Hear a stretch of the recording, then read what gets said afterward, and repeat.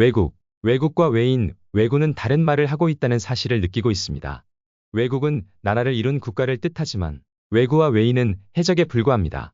하지만 멀리서 보는 입장에서는 외국과 외인 그리고 외구라는 단어를 같은 의미로 생각하고 저술한 역사서가 존재합니다. 삼국지, 위지 권 30, 외의 풍습, 문화, 자연환경, 사회제도에 관한 설명을 하는 사서의 내용입니다. 삼국지 위지에 나와 있는 부분입니다. 일본 열도가 외국이라고 한다면 그 땅에는 소, 말, 호랑이, 표법, 양 그리고 까치가 없다. 아주 간략한 내용이긴 하지만 상당히 의미 있는 내용입니다. 일본 열도에는 소와 말 그리고 양, 까치가 없다라고 말하는 부분입니다. 3세기, 4세기 시대를 그린 역사서이기 때문에 그때 그 시절 일본 열도에는 없었다고 말하는 부분입니다. 그러나 있었습니다. 하나씩 살펴보겠습니다. 소, 영어로 카우, 한문으로 우라고 말합니다. 일본 열도의 기원전 이전에 살았던 소가 없어야 합니다. 하지만 있습니다. 일본에 세워진 유적지입니다. 오하마 유적이라는 곳입니다. 사진에 나와 있듯이 우골 발굴지 기념비를 세워 두었습니다. 일본 고대의 소골 발굴지 라고 써 있습니다. 조몬시대 또는 야요이 시대 유적이라고 말하고 있습니다. 기원전 2세기에서 기원전 5세기 때 유적이라고 말하는 부분입니다. 일본 열도에는 아주 오래전에 외국이 있기 전에 소가 존재했었다는 말이 됩니다. 말, 일본에는 말이 없었다고 말하는 부분입니다. 하지만 일본에는 말이 있었다고 합니다. 일본의 한 블로그입니다. 구글 번역으로 번역해서 보겠습니다. 일본의 말의 뿌리 그런데 일본의 말의 뿌리에 대해 이야기하고 싶습니다. 현세의 말에 대해서는 조몬시대나 야요이 시대의 유적에서 우마의 뼈가 발굴되기 때문에 요즘 이미 먹이로서 사냥되고 있었는지 가축으로서 기르고 있었는지가 상정됩니다. 일본의 제레마 뿌리를 살펴보면 조몬 후기에 중국 화남 지방에서 대만, 류큐 제도, 산안 제도를 통해 광서 루마와 중국 서남산 지마 사천마, 운남마의 뿌리라고 함들 모체로 하는 소형마가 도입되어 요나쿠니마, 미야코마, 토카. 또한 야요이 시대에는 내몽고, 허베이, 요령, 길림에서 한반도를 통해 몽고마 중앙아시아의 탈판계 고원마라고도 함들 모체로 하는 중형마가 도입되어 미사키마, 기소마, 선물마가 만들어졌습니다. 덧붙여서 스시마의 대주마는 한반도 루트와 남서 제도 루트의 교잡이 있는지 양쪽의 중간형을 나타내고 있습니다. 조몬 시대에는 대륙에서 오키나와 쪽으로 해서 일본 열도에 들어왔다고 하고 야요이 시대에서는 몽골에서부터 만주, 한반도를 통해 왔다고 합니다. 말도 일본 열도에 있었다고 말하는 부분입니다. 기원전의 이야기이니 기원 후에 외국에는 말이 없었다고 말하는 부분과는 차이가 나는 부분입니다. 일본 열도에는 말이 있었고 외국에는 없었기 때문에 일본 열도가 외국이 될 수 없습니다. 양, 일본에는 현재 사냥이 많이 있다고 합니다. 고산지대에 서식한다고 합니다. 일본의 혼슈, 시코쿠, 규슈 등의 지방의 삼림에 서식하고 있고 서식지는 주로 해발 500m에서 600m에 위치한다고 합니다. 어느 시대에서 붙어 있었는지는 모르지만 현재에서 아주 오래전부터 서식하고 있었다는 것을 알 수 있습니다. 그리고 마지막으로 까치입니다. 까치는 일본에서는 안 좋은 이미지로 해석을 합니다. 우리나라에서 까마귀를 보면 안 좋다고 말하는 것과 같습니다. 우리와 일본은 반대로 생각을 합니다. 일본 열도에는 까마귀가 상당히 많이 서식하고 있습니다. 그러나 까치는 많이 서식하고 있지 않다고 합니다. 우리나라에 까마귀가 많이 없는 것 같은 느낌입니다. 우리나라에는 까마귀가 별로 없고 까치가 많습니다. 일본 열도에는 까치가 별로 없고 까마귀가 많이 있습니다. 그러므로 일본 열도에는 까치가 있습니다. 사서에 나와 있듯이 외국에는 까치가 없다고 하는데 일본 열도에는 까치가 존재하니 이 또한 모순이 아닐 수 없습니다. 소, 말, 양, 까치 등이 일본 열도에 아주 오래전부터 있었는데 왜 없었다고 말하는 것일까요? 동아시아에 흔한 동물들이기 때문인데 그곳에는 없기 때문에 상당히 신기한 일이라고 생각하여 역사에 남겨두었다고 보입니다. 단순한 일이라면 그 해당되는 동물들이 없다고 역사서에 저술하지 않았을 것입니다. 소와 말, 양은 매우 중요한 동물입니다. 삼국지, 위지 권 30, 외의 위치 및 소국에 대한 설명을 하고 있는 부분입니다. 외인은 대방군 동남쪽의 대해 중에 살고 있는데 라는 문장에서 보면 대해라는 부분이 있습니다. 대해, 큰 바다라고 해석되는 부분입니다. 바다면 바다지 큰 바다는 무엇일까요? 바다는 하나로 이루어져 있지만 경계선은 구분을 할 수 있다지만 고대에 눈에 보이지도 않는 경계선을 설정했다고 생각되지는 않습니다. 눈에 보이지 않은 넓은 수평선이 펼쳐지는 바다를 바라보면 그곳을 큰 바다라고 말했을 가능성이 매우 높아 보입니다. 우리가 지금 알고 있는 바다를 그 당시에는 대해라고 말했다고 볼 수 있습니다. 구분점의 기준이라고 말해야 합니다. 지금은 바다가 얼마나 넓은지 알고 구분할 수 있는 기준이 있기 때문에 동해, 황해, 대서양, 태평양 등의 구분을 하고 있습니다. 하지만 옛날 시대에는 물이 크면 바다, 알 수 없이 큰 물이라고 한다면 큰 바다라고 말했다고 보여집니다. 다음 문장을 보시면 산이 많은 섬에 의지하여 나라와 마을을 이루었다. 이전에는 100여 나라였는데 한때의 조정에 아련하는 나라가 있었고 지금은 사역이 통하는 곳이 30개 나라이다. 하나의 부락을 말하는 것이 아닌 나라라는 표현을 하고 있습니다. 한반도 남부인 마한, 변한, 진안에 70여 개의 나라가 있다고 하는데 정말이지 이상하지 않을 수 없습니다.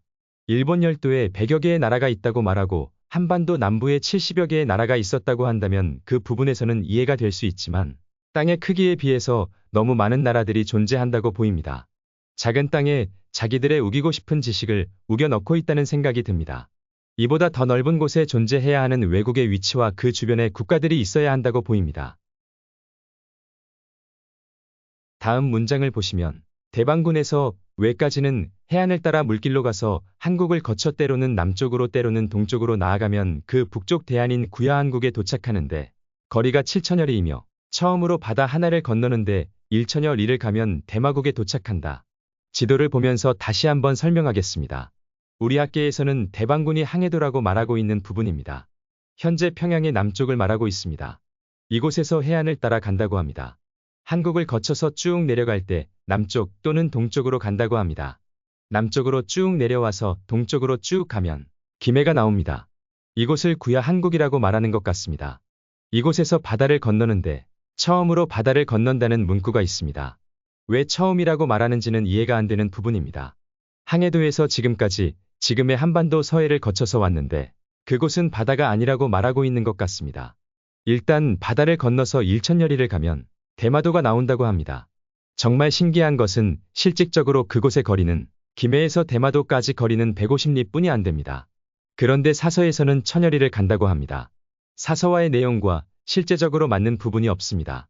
황해도에서 대마도까지의 거리는 8천여 리가 되는데 실제로는 2200여 리 뿐이 안 됩니다. 그냥 사서의 내용이 잘못되었거나 한족들이 잘 몰라서 글이 적었다고 우기고 있는 실정입니다. 일본 열도가 외국이 아니라고 말하고 있는 학계는 없는 것으로 알고 있습니다. 외국은 일본 열도여야만 한다고 우기고 있습니다. 그들의 아버지 같은 나라가 이렇게 말하면 그런 줄로만 알고 지내는 듯합니다. 대마도에서부터 다른 나라까지의 거리들을 설명하는 부분이 계속 나옵니다. 쭉 살펴보겠습니다. 대마도에서 남쪽으로 바다 1천여 리를 건너는데 이 바다의 이름은 한해라고 한다. 1천여 리를 건너면 일대국에 이른다. 대마도에서 남쪽으로 1천리를 가면 일대국이 있다고 합니다. 천여리라고 한다면 400km에서 540km 정도 간다고 생각하시면 됩니다. 지도를 보시면 대마도에서 남쪽으로 천여리를 가면 작은 섬들이 있고 오른쪽에 조금 큰 섬이 있습니다. 이곳이 일대국이라고 말하는 부분입니다. 일대국은 사방이 300리 정도이고 대나무와 울창한 숲이 많으며 3천여호가 살고 있다고 합니다. 농사를 지어도 여전히 먹고 살기에 부족하므로 역시 남쪽과 북쪽으로 다니면서 곡물을 사온다고 합니다. 그럼 북쪽으로는 큐슈 지방으로 가서 곡식을 사온다는 말이 됩니다. 남쪽으로는 오키나와인데 너무 멀고 가봤자 많은 양의 곡식을 사오기는 힘들어 보이는 곳입니다. 아무튼 그렇습니다. 일대국에서 또 바다 하나를 건너서 1천여 리를 가면 말로국에 이른다고 합니다. 어느 방향으로 가는지는 모르겠습니다. 하지만 일대국의 위치를 보면 북쪽으로 1천리를 가야만이 섬이 있습니다. 말로국은 4천여호가 살고 있다고 합니다. 산과 바다를 따라서 거주하고 있고 초목이 무성하여 길을 가면서 앞에 가는 사람을 볼 수 없다고 합니다. 초목이 무성하고 길을 가면서 앞에 가는 사람을 볼 수 없다고 한다면 이런 곳이 과연 어떤 곳일까요? 그곳은 밀림 지역입니다. 길을 만들어봐야 몇 일이면 다시 그 자리에 풀이 자라기 때문에 길을 만들기 쉽지 않는 곳임을 알 수 있습니다. 현재 일본 열도는 밀림 지역이 없습니다. 사서의 내용과 완전히 모순되는 내용입니다. 말로국이 과연 일본 열도였을까요? 아니면 인도네시아나 필리핀 아닐까 하는 생각이 듭니다. 말로국에서 동남쪽으로 육상으로 500리를 가면 이도국에 도착한다고 합니다. 일본 열도에서 보면 말로국에서 동남쪽으로는 바다입니다. 육상으로 500리는 갈 수 없는 지역입니다. 과연 사서의 내용이 틀린 것일까요? 아니면 일본 열도에 이도국이 존재를 안 했던 것은 아닌가 하는 생각이 듭니다. 이도국에서 동남쪽의 노국에 이르는 거리는 100리이다. 이도국에서 동남쪽으로 노국이 있다고 합니다. 이 도곡도 바다인데 왜 또 다른 나라가 있어야 하는지 모르겠습니다. 일단 표시는 해보겠습니다. 바다 위 나라 노곡입니다. 이만여호가 살고 있다고 합니다. 그 당시 이만여 가호가 살고 있다고 한다면 상당히 많은 사람들이 살고 있다는 것임을 알 수 있습니다. 작은 땅이 아니라는 말이 됩니다. 노곡에서 동쪽으로 가면 불미국에 이르는데 그 거리는 100리이다. 바다에서 바다를 표기합니다. 자꾸 바다뿐인 동네에 나라들이 있습니다. 사서의 내용이 이상한 것일까요? 일본 열도가 아닌 것일까요? 점점 의심이 갑니다. 불미국에서 남쪽으로 가면 투마국에 이르는데 바닷길로 20일을 간다. 바닷길로 20일을 가면 상당히 멀리 가는 듯합니다. 투마국에는 5만여호가 살고 있다고 합니다. 앞서 말한 노곡보다 더 많은 사람들이 살고 있다는 말을 하고 있습니다. 그럼 노곡보다 더 넓은 땅이어야 하는 부분입니다. 그때 시절에는 농사나 수렵, 채집으로 먹고 살던 시절이라 땅이 주는 삶이 전부라고 생각하시면 됩니다. 투마국에서 남쪽으로 가면 야마일국에 이르는데 여왕이 도읍한 곳으로 바닷길로 20일 동안 가고 다시 육상으로 1개월 동안 간다. 야마일국에서 여왕이 있는 나라로 가는 곳도 바닷길로 20일 가고 육로로도 1개월을 간다고 합니다. 야마일국의 인구는 7만여 호가 살고 있다고 합니다. 상당히 많은 수의 인구가 있습니다. 그리고 지금까지 설명한 나라들은 여왕국의 이북에 있는 나라들이라고 말하고 있습니다. 여왕국이 어디길래 이북에 있는 나라들이라고 말하는데 이 나라들의 설명들은 자꾸 동남쪽이나 동북쪽으로만 설명을 하는 것일까요? 그럼 다음으로 설명하는 나라들은 여왕국의 이남에 있다는 말이 되는데 많은 나라들이 있습니다. 사마국, 이백지국, 이사국, 도지국, 민옥국, 호고도국, 불옥국, 전호국, 대소국, 손옥국, 호읍국, 환호선호국, 귀국, 위호국, 귀노국, 야마국, 궁신국, 파리국, 자육국, 오노국, 노국 등은 여왕의 경계 안에 있는 것을 다 열거한 것이라고 말합니다. 대방군에서 여왕국에 이르는 거리는 1만 2천여 리라고 말하는 부분까지 해서 사서의 내용은 끝입니다. 지금까지 시청해주셔서 감사합니다.